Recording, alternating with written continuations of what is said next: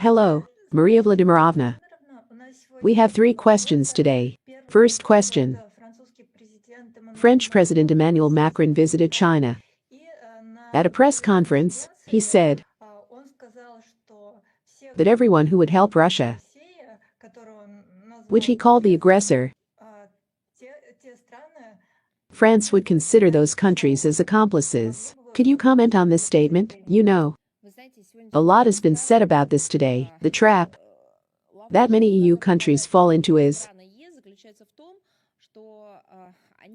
that they themselves sometimes do not know in what capacity they are making these statements. When they touch on international issues, they become hostages of this mutual responsibility,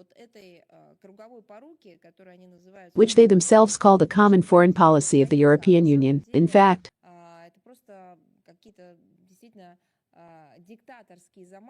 this is really just some kind of dictatorial habits when they are forbidden to voice anything in a national capacity. Therefore, I have a question. Is this an individual foreign policy position of France? The second point, is it agreed with Brussels? And third, what is the position of Brussels in this regard? Because today, for example, I heard the statement of Borrell, who said that they really need China in their beautiful garden. They need China, which until then they ranked as a wild jungle. We perfectly understand why and in connection with what Westerners make such statements. All this rests on resources, finances, opportunities that they really need now in order not to fall into a global Western recession. That's why I wanted to clarify this. In what capacity this statement was made, and whether it was agreed with the European Union. This is first. Secondly, about the so-called Russian aggression. Who, if not Macron, who spent hours talking with the president of Russia, should know not only about the Russian position, but also know the facts about the situation in Ukraine and around Ukraine. Who, if not Macron, as a member of the Normandy format, included not just France, but he himself entered there directly. Yes, he was not behind the development of these agreements, but he had to implement them for many years. He must know how the West, in particular his country and himself, failed in their commitments to implement the Minsk agreements. Who, if not Macron, as the leader of a NATO member country, knows how much effort the United States of America and the North Atlantic Alliance directly spent to destabilize the situation in Ukraine and around Ukraine. If he doesn't know all this, then he can take materials from NATO, from his American allies. I don't know who they are for him. From partners, well, at least from his older brothers, and clarify, and only then do relevant conclusions. Still, if this conclusion is made on the basis of possession of facts, I say again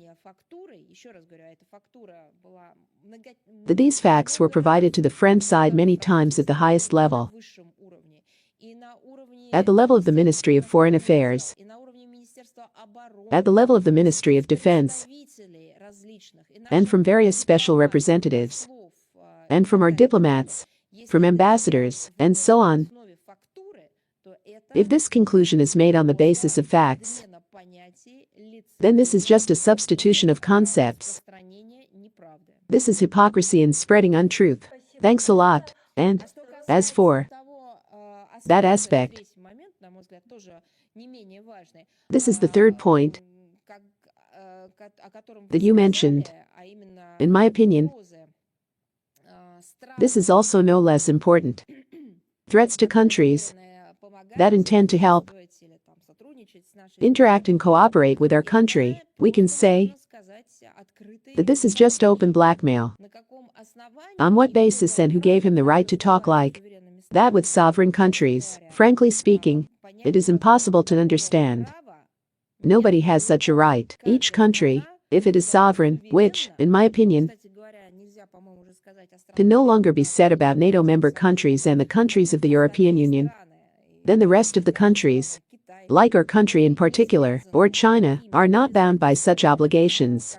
As members of NATO are bound by this, when we are obliged to implement a policy that often has not even been discussed with us lately. This is increasingly happening with member countries of the North Atlantic Alliance. Therefore, no one has the right to address such ultimatums, such threats, such blackmail to us, not to other sovereign countries. Let them first learn how to implement their sovereign independent policy. Let them first learn to defend their national interests. Let them first understand who is behind the blowing up of the gas pipelines that delivered to their beautiful garden the resources so necessary for their development. When they can find the strength in themselves to raise this question for themselves, then it will be possible to take them seriously as truly sovereign and independent countries that have the right to something in terms of teaching others, while they do not even have the opportunity to ask each other what happened on their territory. In the NATO area of responsibility with the civilian infrastructure that ensured their well-being, all these conversations, threats and blackmail really cannot be qualified differently. There is no serious conversation here. Thanks a lot. The second question is about NATO. NATO Secretary General Jens Stoltenberg announced Finland's accession to the alliance. The consequence of this is an increase in NATO's border with Russia. What actions will Russia take in response? Will any security measures be taken? And, in general, how does Russia evaluate this news? I understand you. I would like to draw your attention. As you may have noticed, on April 4th we published a relevant commentary. It was the statement of the Ministry of Foreign Affairs on this matter, and, as for specific steps, the same statement said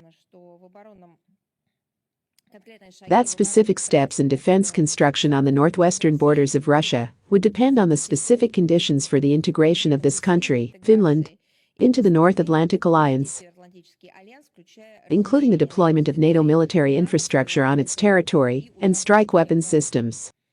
Therefore,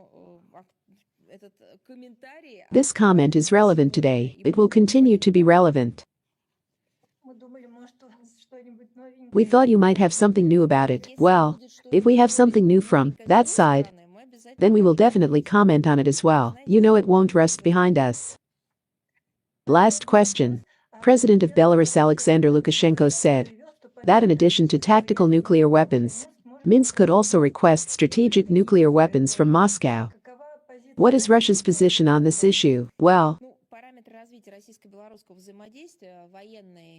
the parameters for the development of Russian-Belarusian cooperation in the military nuclear sphere were very recently outlined in great detail by the President of Russia. Therefore, I have nothing to add to this topic.